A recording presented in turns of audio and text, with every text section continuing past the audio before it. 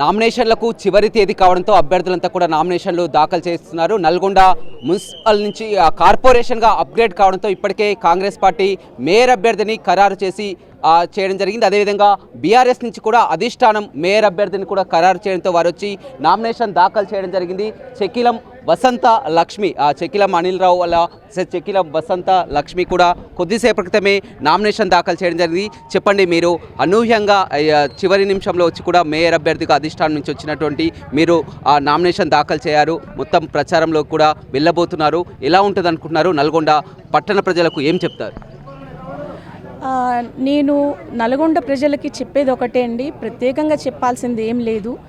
కేసీఆర్ గారి నాయకత్వం ఉన్నప్పుడు నల్గొండ ఎంత అభివృద్ధి చెందింది, ఈ 2 ఏళ్ల నుంచి ఎంత వెనకబడింది అనేది ప్రజలే గమనించుకోవాలి.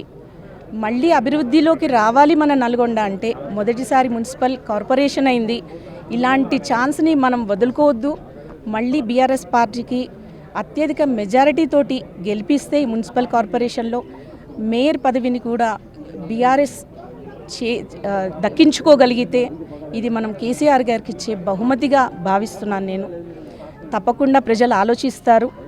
ఈ 14 ఏళ్లలో మనం ఈ కేసీఆర్ గారి ప్రభుత్వంలో జరిగిన అభివృద్ధి ఏంటి, ఈ 2 ఏళ్లలో మనం నష్టపోయింది ఏంటి అనేది ప్రజలే గమనించుకొని వాళ్ళు ఆలోచన చేసి బీఆర్ఎస్ పార్టీని గెలిపిస్తారని, అత్యధిక మెజారిటీతో గెలిపిస్తారని నేను ఆశిస్తున్నాను. చెప్పండి, కార్పొరేషన్ బరిలో నిలవబోతున్నారు, ఎలా ఉండబోతున్నారు, మరి ఏం చెప్తారు? ఒక్కటండి, యాక్చువల్గా నల్గొండ ప్రజలు ఆలోచన వ్యక్తులు, వివేకవంతులు కూడా. ఎందుకంటే ఉద్యమ నేపథ్యం ఉన్న ప్రజలు వెనకటి నుంచి కూడా. మరి ఇట్లాంటి ప్రజలు ఖచ్చితంగా ఆలోచన చేస్తారు. మరి గతంలో జరిగిన అభివృద్ధి అంతా కూడా కేసీఆర్ గారి నాయకత్వంలోని ప్రభుత్వమే, మరి భూపాల్ రెడ్డి గారు ఎమ్మెల్యేగా ఉన్నప్పుడు జరిగిందే తప్పించి వేరే ఏమీ లేదు. అందుకని మరి 2 సంవత్సరాల నుంచి మనం చూస్తూ ఉన్నాం ఏమాత్రం అభివృద్ధి చెందింది నల్గొండ. ఏం జరిగినా కేసీఆర్ గారి నాయకత్వంలో బీఆర్ఎస్ గవర్నమెంట్ ఉన్నప్పుడే జరిగింది. ఆ తర్వాత అభివృద్ధి అంతా కుంటుపడ్డది. మళ్ళీ అభివృద్ధి చెందాలని అంటే ఖచ్చితంగా మళ్ళీ బీఆర్ఎస్ పార్టీ గెలవాల్సిందే. బీఆర్ఎస్ పార్టీ తరఫున మరి ఎవరైతే నిలబడుతూ ఉన్నారో అభ్యర్థులందరూ కూడా, వారందరికీ కూడా మేము అభినందనలు తెలియజేస్తూ ఖచ్చితంగా గెలిపిద్దాం. మళ్ళీ కేసీఆర్ గారు 3వసారి ముఖ్యమంత్రి అయితేనే మన తెలంగాణకి ఏమైనా మంచి రోజులు వస్తాయి. ఎందుకంటే మనం రేవంత్ రెడ్డి గారి గవర్నమెంట్ని చూస్తూ ఉన్నాం. మరొక్కసారి మళ్ళీ పోరాటం చేయాల్సిన పరిస్థితి అయితే కనపడుతూ ఉంది తెలంగాణ ప్రజలకు. మరి అక్కడ చంద్రబాబు నాయుడు గారికి అన్ని విధాల మరి నీళ్లు కానీ మిగతా విషయాలన్నీ కూడా దోచిపెడుతున్న కార్యక్రమం అయితే కనపడుతుంది. తెలంగాణ ప్రజలు అర్థం చేసుకుంటూ ఉన్నారు. మరి ఖచ్చితంగా మరి కేసీఆర్ గారి గవర్నమెంట్ను కోరుతూ ఉన్నారు. రేపటి రోజున జరగబోయే ఎన్నికలలో కూడా బీఆర్ఎస్కు అత్యధిక మెజార్టీ కట్టబెడతారని చెప్పేసి ఆశిస్తూ ఉన్నాను. అదేవిధంగా రాష్ట్ర నాయకులు ఉన్నారు, చెప్పండి. ఇప్పుడు నల్గొండ పట్టణంలో గత 50 సంవత్సరాల నుంచి చెక్కిలం కుటుంబం సేవ ప్రజా జీవితంలో ఉన్నది. గత 20 సంవత్సరాల నుంచి చెక్కిలం అనిల్ గారు తెలంగాణ ఉద్యమంలో కావచ్చు, నల్గొండ అభివృద్ధిలో వారి భాగస్వామ్యం ఉంది. ఈరోజు వారి కుటుంబం నుంచి చెక్కిలం వసంత గారు మా మేయర్ అభ్యర్థిగా ఈరోజు బరిలోకి దింపుతా ఉన్నాం. ఈరోజు నల్గొండ ప్రజలు డిసైడ్ చేసుకునే సమయం ఆసన్నమైంది. అవినీతి కాంగ్రెస్ మేయర్ పీఠం ఎక్కుతుందా, ప్రజా జీవితంలో తెలంగాణ ఉద్యమం కోసం పోరాటం చేసిన నికాసైన తెలంగాణ ఉద్యమకారులు మేయర్ పీఠం మీద కూర్చోవాలని నల్గొండ ప్రజలు రేపు డిసైడ్ చేసుకుంటారు.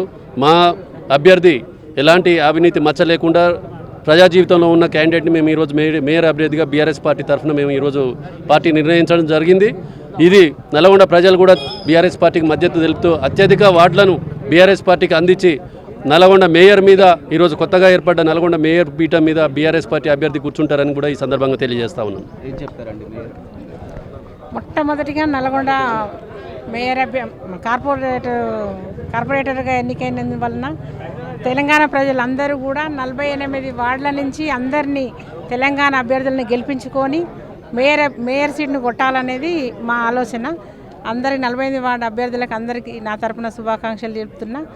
వసంత లక్ష్మి వదిన గారు కూడా మేయర్ అభ్యర్థి కావాలని నా ఆకాంక్ష. కేసీఆర్కు మొదటి బహుమతిగా నల్గొండ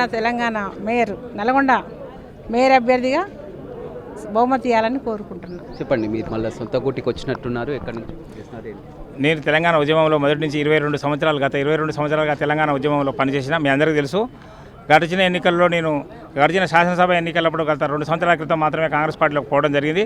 తిరిగి మా స్వగృహానికి వచ్చినట్టుగా ఘర్ వాపసీ లాగా మళ్ళీ మేము తిరిగి భారత రాష్ట్ర సమితిలో చేరడం జరిగింది.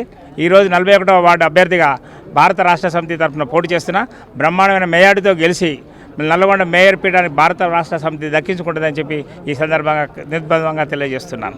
చూడొచ్చు మొత్తం మీద బీఆర్ఎస్ కార్పొరేట్ అభ్యర్థులంతా కూడా మొత్తం మేయర్ అభ్యర్థి అంతా కూడా నామినేషన్లు దాఖలు చేసి వస్తున్నటువంటి పరిస్థితి కనిపిస్తుంది. రేపటి నుంచి కూడా ఇక ప్రచారాలు హోరందుకున్నాయి. నిన్న మొన్నటి వరకు కూడా కాంగ్రెస్ పార్టీ ముందుగానే మేయర్ అభ్యర్థిని ప్రకటించినప్పుడు కూడా బీఆర్ఎస్ మేయర్ అభ్యర్థి ఎవరు ఎలా ఉండబోతుందనే ఒక సస్పెన్స్ కూడా తెరపడింది. చివరి నిమిషంలో గతంలో ఎంపీగా కంటెస్ట్ చేసినటువంటి ఆ చెక్కిలం అనిల్ రావు ఆ భార్య చెక్కిలం వసంత నాగలక్ష్మి కూడా 48వ వార్డు నుంచి ఆమె కార్పొరేటర్గా కంటెస్ట్ చేయబోతూ మేయర్ అభ్యర్థిగా కూడా మొత్తం ఒక రంగంలోకి అధిష్టానం నుంచి అయితే వచ్చినటువంటి ఆ సిగ్నల్స్ ప్రకారం కూడా రంగంలోకి దిగినటువంటి ప్రచారం కనిపిస్తుంది. మొత్తం మీద హోరాహోరీగా ఉండబోతుంది. 48 వార్డులకు కార్పొరేషన్ కావడంతో అత్యధికంగా ప్రతి ఒక్కరు కూడా కార్పొరేటర్లని గెలవాలి, మేయర్ పీఠంని దక్కించుకోవాలని అటు కాంగ్రెస్, బీజేపీ, బీఆర్ఎస్ 3 పార్టీలు కూడా పోటాపోటీగా ముందుకు వెళ్తున్నటువంటి పరిస్థితి అయితే నల్గొండ జిల్లాలో కనపడుతుంది. రవితో రమేష్, బిగ్ టీవీ, నల్గొండ.